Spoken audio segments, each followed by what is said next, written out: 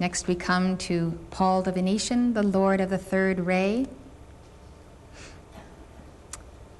Paul the Venetian served on Atlantis, as probably most of you have done in some capacity, not unlike the job you're holding today. He was head of cultural affairs. He established a focus of the flame of liberty, which is another name for the threefold flame, in Peru, that is in the days of Atlantis. And this flame, which he anchored in Peru so long ago, gave impetus to the culture, beauty, and wealth of the Incan civilization. He reincarnated later in that Incan empire as an artist who used paints that did not fade. So Paul the Venetian takes the love ray and applies it to art and culture. He became in Egypt a master of esoteric architecture. He worked with El Moria, then a master mason at the time of the building of the pyramids. We know him recently as the Italian Renaissance painter Paolo Veronese, 1528 to 1588. This is his self-portrait. He called it the portrait of a man. Paolo revitalized art with innovation in color, bringing forward what he studied and perfected on Atlantis, what he used in Peru. Unlike the grim medieval art, his paintings treated religious personages with a simple familiarity that put them in reach of the common people. His portrayal of the saints as real people made holiness a goal towards which more might aspire. He teaches us then the mastery of the heart chakra. The 12 petals of the heart are the 12 gates to the city foursquare. They are the signs of the zodiac, the 12 paths under which you can be born, and in successive lifetimes you come under those 12 solar hierarchies for the development of different attributes and the meeting of different initiations. This is one picture we have of the threefold flame, and I'd like to show you the other one while we are treating Paul, which is larger against the dark background. Leaving Atlantis, Paul established a retreat in what is now southern France. He called it his Castle of Liberty, the Chateau de Liberté, and this castle on the Rhone River is similar to it, which will be coming up after you see this threefold flame. He currently holds his classes in the Universities of the Spirit in a retreat over Manhattan that is called the Temple of the Sun. This statue is actually a focus of a cosmic being who is known as Mother Liberty, who embodies the flame of liberty for America and for the world. And this Divine Mother of Liberty is actually the cosmic mother of Paul the Venetian, but she does initiate all of those who come to these shores.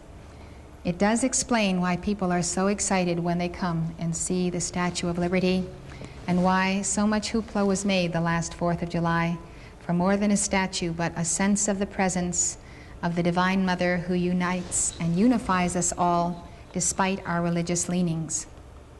So this is where Paul the Venetian draws you when you go to study at night. And it is a wonderful place to study because this was once a temple on Atlantis, having the focus of the 12 gates and the 12 solar hierarchies. There is a liberty flame, or a threefold flame, anchored in the etheric octave above the Washington Monument. Paul helps us with the discerning of spirits, and he uses the gemstones ruby, diamond, garnet, rose quartz, and pink beryl. Rose quartz is a pink variety of quartz. Here you see the ancient Chinese art of sculpting the Mother of Mercy, Kuan Yin, in rose quartz. This particular type of crystal, so Paul the Venetian tells us, is for the development of those softening qualities of love, tenderness and compassion, tolerance and forbearance and mercy. It is also used to develop the qualities of the Holy Spirit, discernment of spirits, the discrimination of our Christ minds so we know the real from the unreal and good and evil, and the faculties of the soul, which are delicate, sensitive appreciation for nuance of vibration or nuance in poetry, art, or in all areas of service. The quartz we have is again charged by Paul the Venetian. Now the rubies we have are a Chatham ruby. Chatham is someone who invented in the recent years a means of taking crystals of ruby, of sapphire, of emerald, putting them in a tray of a certain chemical, and these crystals will grow. And in a period of 9 months, for instance, these crystals of ruby grew. They are exactly identical to the molecular structure of a real ruby, so they suit our purposes. So we can have access to them because they are far less expensive. In the Hindu tradition, and this is certainly accurate, the ruby is used for strengthening the heart and blood circulation. It makes one bold and courageous. It removes sadness and sensuality. The ruby is so strong that you should test it when wearing it and watch yourself and see whether or not the strength of the ruby is so powerful that it goes too far and you find yourself becoming either angry or irritated.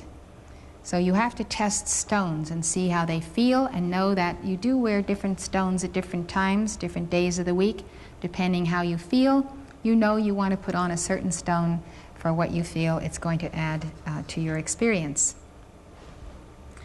Ayurveda says that it aids concentration, gives mental power, helps one experience the subtle effects of energy. It does focus the ruby ray, and it does definitely make us tune in to the path of the secret rays and that intense love which goes beyond the pink to the ruby color. We use the ruby for the path of the ruby ray, which is the path of the Sacred Heart of Jesus. The prophecy of the lion, the calf, the man, and the flying eagle gives to us a path of sacrifice, service, surrender, and selflessness. Both the ruby and the garnet are used as focuses for the Sacred Heart of Jesus and the blood of Christ. And the pink beryl has qualities of rose quartz. This is a quote from Paul the Venetian. He says, "Unfortunately, due to the educational systems of the world and the equation of certain mass concepts and certain omissions of concepts that ought to be taught from childhood, mankind have a misunderstanding of native genius, and they are not taught of the talents of the Lord given to each one, nor are they taught how to release those talents and those flames of their innate God reality. People feel a sense of worthlessness, and that only the few have the ability to invent and to create. But I am here to tell you that locked in the heart of every one of you is a unique idea of love that you can bring forth for the benefit of your fellow man and the progress of the culture of the Divine Mother on earth. It may be an invention, it may be a poem, it may be a geometric design, but it is a gift which only you can bring forth. Unfortunately, many of you have held that gift in your heart for a succession of embodiments, simply because no one has told you that you could release it, that you could bring it forth, that you are beings of ultimate creativity."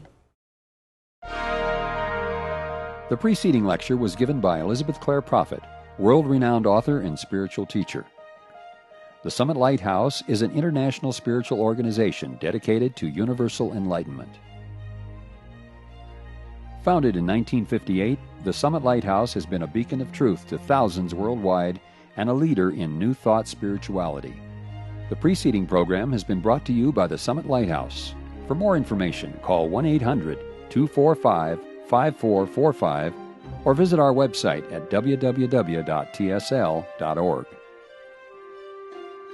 Outside the USA, call 406-848-9500 or write to the Summit Lighthouse, 63 Summit Way, Gardner, Montana, 59030, USA.